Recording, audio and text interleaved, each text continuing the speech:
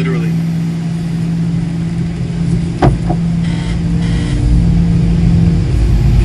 It doesn't feel any different.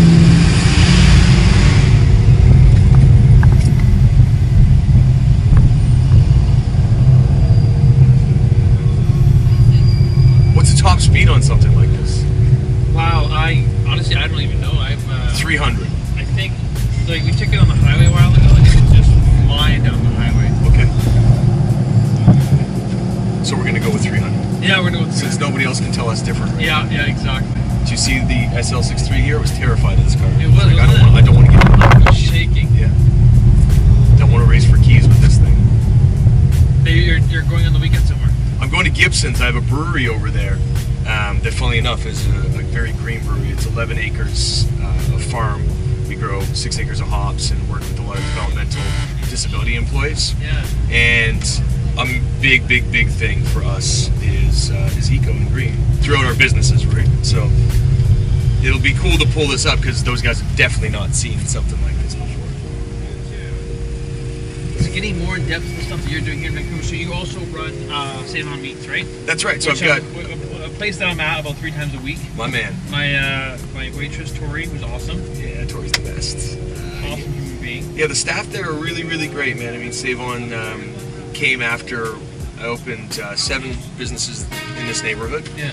A fine dining restaurant, then a cocktail bar, then a sushi restaurant, streetwear, a gallery, and all the while really wanting to figure out how I was going to make a larger impact into our community and to the downtown east side as a whole. We were doing the same thing that regular business people do, like donating to the neighborhood houses and helping out with donations of food when we could. We went a little bit further and were employing people in the informal economy to do our windows and our cleaning and stuff. I was frustrated because I didn't feel like the impact was big enough. How was your experience on Dragon's Den and how has it been afterwards? Yeah, so I was actually on the offshoot of that with Arlene Dickinson, called The Big Decision, right? And so Arlene comes to businesses that are socially motivated, and the experience was great. I mean, Arlene and I are still friends, and her CFO, Ron Duke, he's been a mentor to me too. Great people. The experience of doing the show was a lot of fun. We had just done our own show before that on the OWN network, a reality show for 5 or 6 months. So my people were all very comfortable in front of the camera. I was just going for blood. I wanted the money. And we were at a crux point in our business as well. We really needed to get some investment.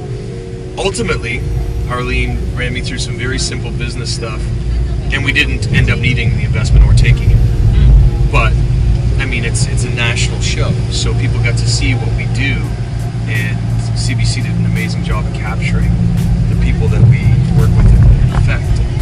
Yeah, I mean, I can't say enough good things about it, and I'm not getting paid to do so. Okay, so do you have the Save On Meats? There's also, so you are an owner, a co-owner of Portside? Yeah, we were. We actually just sold Portside to the guys from Joe's Apartment, etc. And we had Bonita for 7 years, which I sold to the Ito Dining Group out of Japan. So what is the story with Bonita? We saw a sign, you're walking through Gastown, and 7 years, and then it's closing. Why?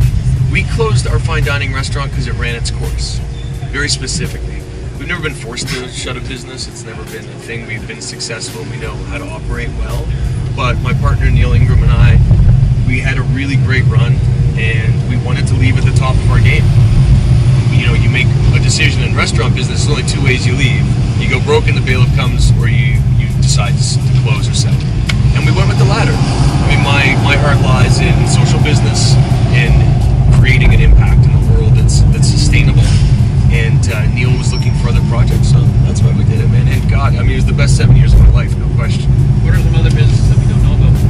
I co-own The Diamond with Josh Pape of Wildebeest fame, and we've owned that for 5 years. I co-own Sea Monster Sushi and Sharks and Hammers with my best friend Alex Yusa.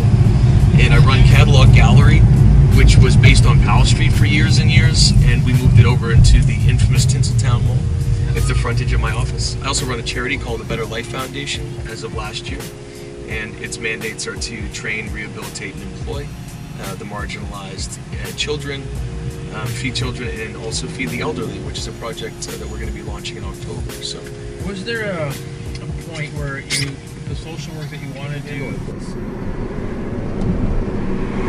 Yeah, everything seems to be placed really well for eye level. I'm a bigger guy, so I get nervous about getting into cars like this, but it's It's super spacious too. And it's very intuitive. Like this is my first 5 minutes in it and I can find everything at a touch.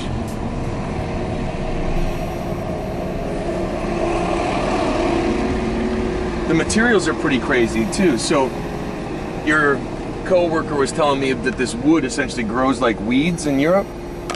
That's what he was saying. It's something like that, yeah. I mean, it doesn't really do justice to how pretty it is, but the sustainability of it, that's pretty neat. And so graphite woven doors, so I'm not going to get killed through this, because that would be at least as strong as steel, yeah? And then all the other different interesting pieces through it. Acceleration? Acceleration's amazing. We'll just see that really quickly there. And then braking, straight to the speed bump. No problem. It's an easy back there. And so you're taking this weekend to where? We're gonna go to Gibson's, which is not an island, although after owning a brewery there for almost 2 years, I still refer to it as one. So we have to take a ferry over, and the Sunshine Coast, where Gibson's is located, is a very eco and green area. Our brewery is very much so, Persephone. And I'm gonna see what the people over there think of it too. I think they're gonna be pretty surprised that I transported this thing from the future. Its range is 106 kilometers, so I'm certainly gonna take that right to the test.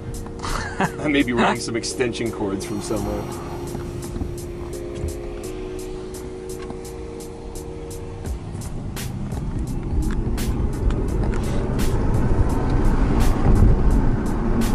And it emits literally almost no sound whatsoever.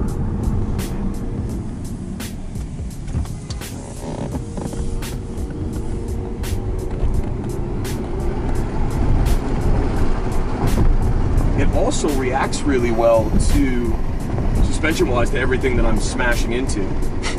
Like all of them, we're in the East Van right now, deep, and the roads aren't exactly the ones that the municipal government's looking after first, let's say. And they're, I'm feeling almost nothing here in the sea. Let's crack it down a couple alleys here and see what it thinks of these.